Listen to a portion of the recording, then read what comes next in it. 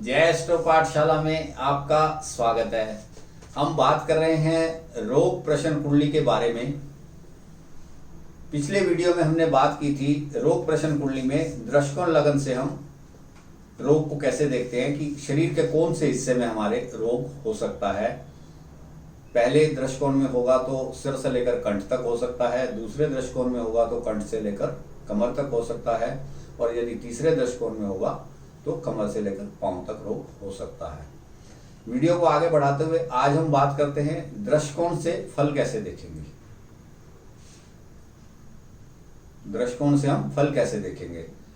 रोग प्रश्न के समय जिस दृष्टिकोण में उदित लग्न हो उससे 22वें दृष्टिकोण में यदि लग्नेश बैठ जाए, उससे 22वें दृष्टिकोण में यदि लग्नेश बैठ जाए तो जातक को मृत्यु तुल्य कष्ट होता है या मृत्यु हो जाती है। इसको हम एक एग्जाम्पल से समझते हैं। यदि मिथुन लगन की कुंडली है, लगन में 6 डिग्री का लगन है, उदित लगन 6 डिग्री का है, तो उससे 22वां दृष्टिकोण हमारा अष्टम भाव में 6 डिग्री हुआ। यदि वहां पर लग्नेश बैठ जाए, यहां पर लग्नेश बुध हुआ,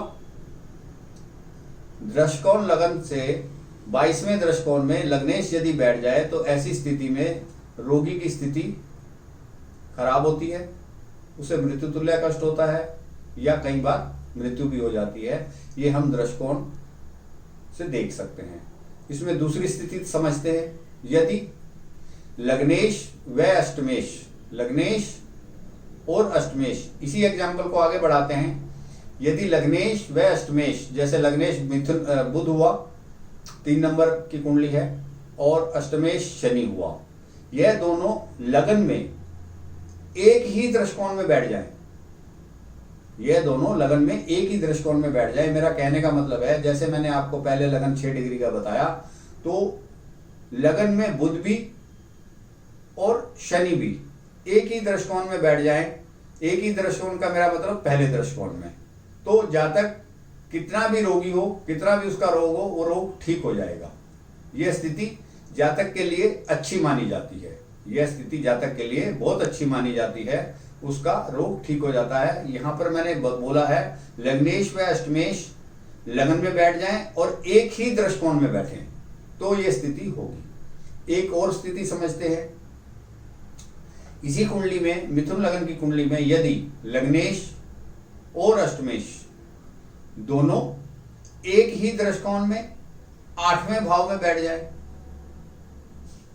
लग्नेश और अष्टमेश दोनों एक ही दृष्टिकोण में 8वें भाव में बैठ जाए तो जातक की मृत्यु हो जाती है और जातक काफी दुख भोगता है, बहुत परेशानी में उसका समय निकलता है और अंत में उसकी मृत्यु हो जाती है। तो ये हमने समझा दृष्टिकोण से रोग का कैसे पता लगता है कि रोग लंबा है, छोटा है, ठीक होगा या नहीं होगा। इसके बारे में हम समझ सकते हैं कि जातक ठीक हो जाएगा या ठीक नहीं होगा। दोनों स्थितियां हम इसके बारे में समझ सकते हैं। अगली वीडियो में हम बात करेंगे रोग प्रश्न कुंडली में सामान्य नियम क्या होंगे। जब हमारे पास रोग प्रश्न कुंडली आती है तो उसको चेक करने के सामान्य नियम क्या होंगे, जिससे कि हम धीरे धीरे रोग को पकड़ पाएं और उसको बता पाएं कि किस प्रकार से रोग है और ये कितना लंबा चलेगा या जल्दी खत्म हो जाएगा। उसकी स्थिति को हम सामान्य नियमों से समझेंगे। यदि यह वीडियो आपको अच्छा लगा हो तो इसे आप लाइक करें, शेयर करें और मेरे चैनल को भी सब्सक्राइब करें, जिससे कि मेरा आने वाला वीडियो सीधा आपको मिलता रहे।